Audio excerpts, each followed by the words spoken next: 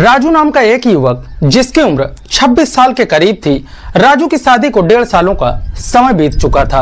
राजू की जो पत्नी थी वह गर्भवती हो गई थी। तभी वह अपनी पत्नी की देखभाल करने के लिए अपने ससुराल से अपनी साली को अपने घर बुला लेता है। उसकी साली की उम्र 18 साल के करीब थी और वह देखने में बेहद ही खूबसूरत थी।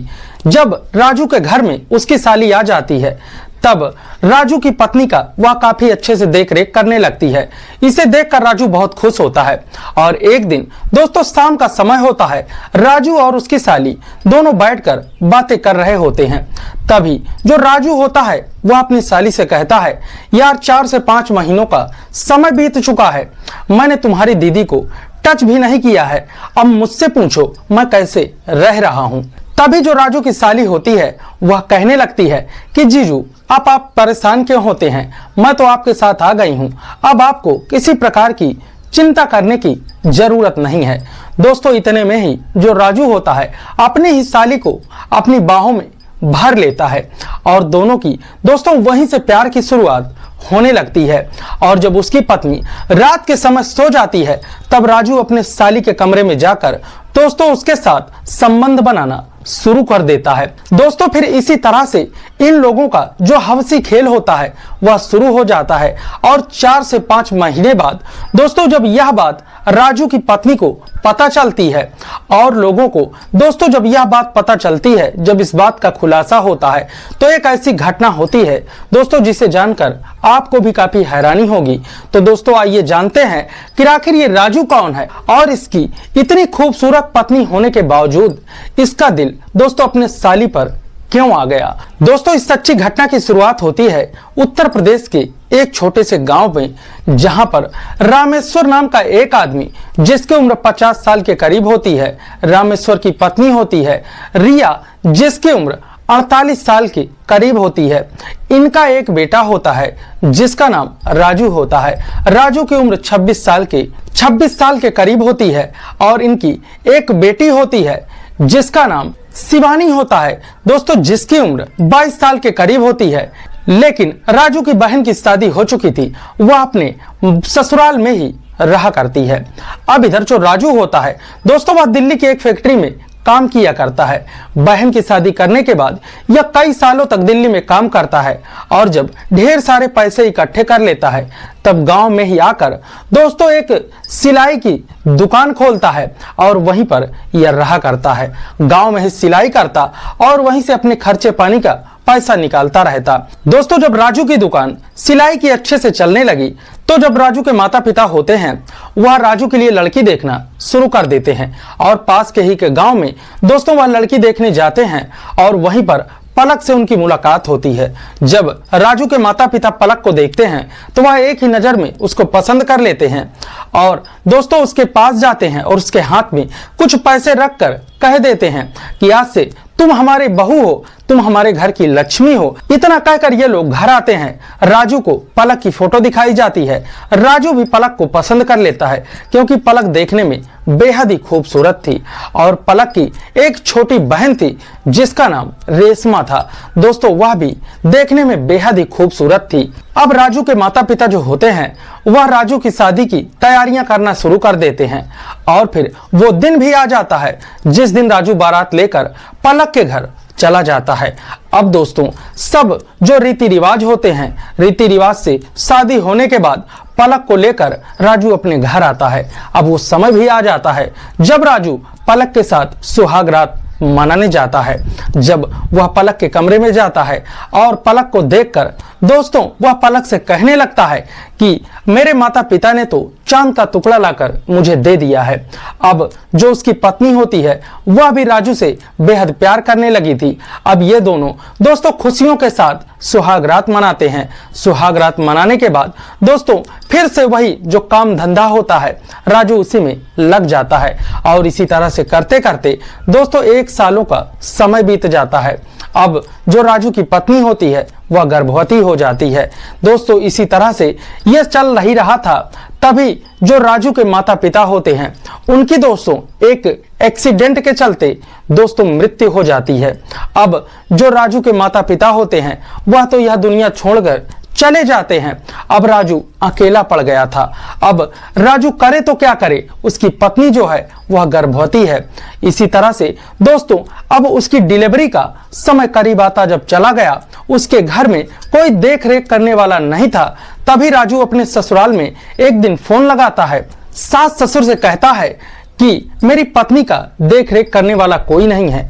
अभी तक तो माता पिता थे, वह लोग देख रेख अच्छी तरह से कर देते थे, लेकिन मुझे दुकान भी जाना होता है। अगर मैं दुकान नहीं जाऊंगा तो पत्नी का खर्च कैसे उठाऊंगा, इतना सर पर खर्च आने वाला है। आप ऐसा करें कि आप अपनी छोटी बेटी को कुछ दिनों के लिए हमारे घर भेज दें, जिससे मैं दुकान देख लूंगा और वह आकर अपनी दीदी को संभाल लिया करेगी। दोस्तों उसके जो सास ससुर होते हैं वह रेशमा को राजू के घर पर भेज देते हैं। इधर जब रेशमा राजू के घर आती है तब वो अपने जीजा से मिलती है और दोस्तों जो राजू होता है रेशमा को देखते ही दोस्तों उसकी आंखें फटी की फटी रह जाती हैं, क्योंकि रेशमा देखने में बेहद ही खूबसूरत थी। फिर वह रेशमा का काफी अच्छे से स्वागत करता है और फिर दोस्तों फिर से काम धंधे में लग जाते हैं। इसी तरह से एक दिन जो राजू होता है वह थोड़ी सी ड्रिंक करता है और शाम का समय होता है, वह छत पर अपने साली के साथ दोस्तों ढेर सारी बातें करना शुरू कर देता है। और इसी तरह से जो रेशमा होती है वह अपने जीजू से पूछने लगती है कि जीजू आप इतने अपसेट क्यों रहते हैं, जब देखो आपका चेहरा उतरा ही रहता है। आप देखने में तो बेहद ही खूबसूरत हैं। अगर आप पहले से मुझे मिले होते तो मैं ही आपसे शादी कर लेती।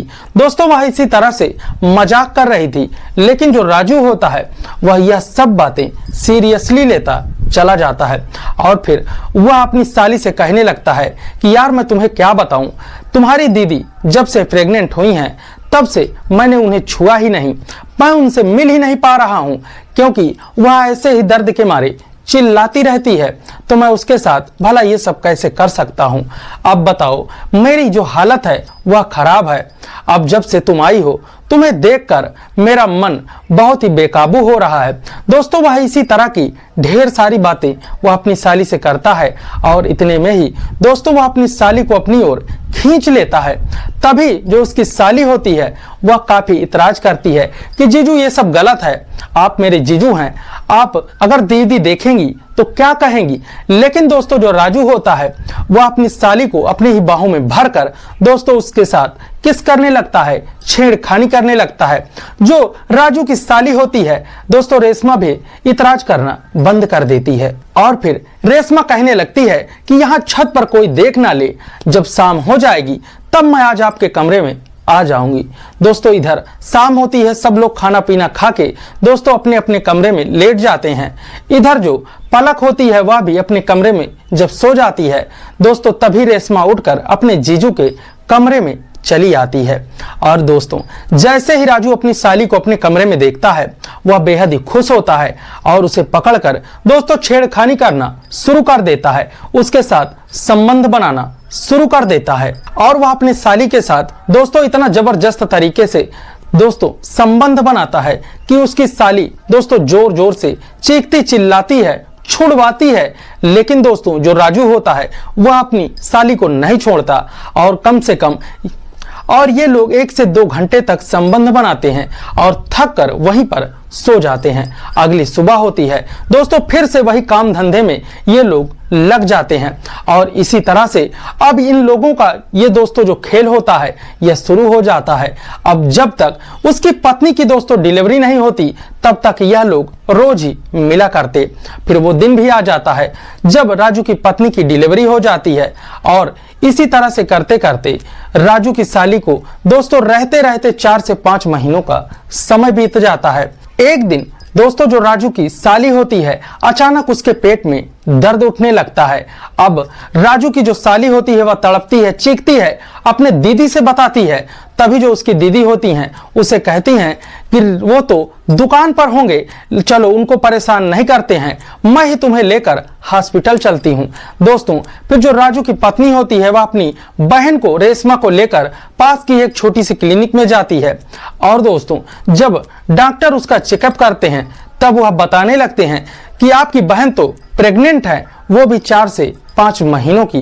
दोस्तों जब यह बात राजू की पत्नी सुनती है तब उसके पैरों तले से जमीन खिसक जाती है और वह सोच में पड़ जाती है कि भला 4 से 5 महीनों से तो यह मेरे घर पर ही रह रही है और ऐसे कैसे हो गया।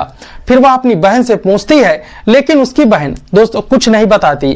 फिर उसको घर लेकर आती है, अपने पति को बुलाती है और उन दोनों को दोस्तों जब डांट डपट लगाती है तब जो रेशमा होती है वह अपनी दीदी को सब कुछ साफ साफ बता देती है कि यह बच्चा और किसी का नहीं है, दीदी ये जीजू का है। जब रेशमा की बहन दोस्तों अपने पति के बारे में ऐसा सुनती है तो वहीं पर वह सर पीटने लगती है और अपने पति से कहने लगती है कि मैंने आपके प्यार में क्या कमी छोड़ी थी जो आपने मेरी बहन के साथ ही ऐसा कर दिया।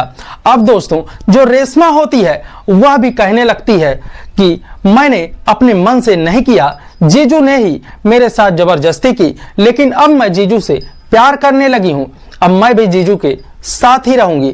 तभी जो राजू की पत्नी होती है वह कहती है कि तुम परेशान मत रहो, इसका अबॉर्शन करवा दो, मैं माता पिता से नहीं बताऊंगी और अबॉर्शन करवा के तुम यहां से चली जाओ और मेरे घर पर कभी मत आना।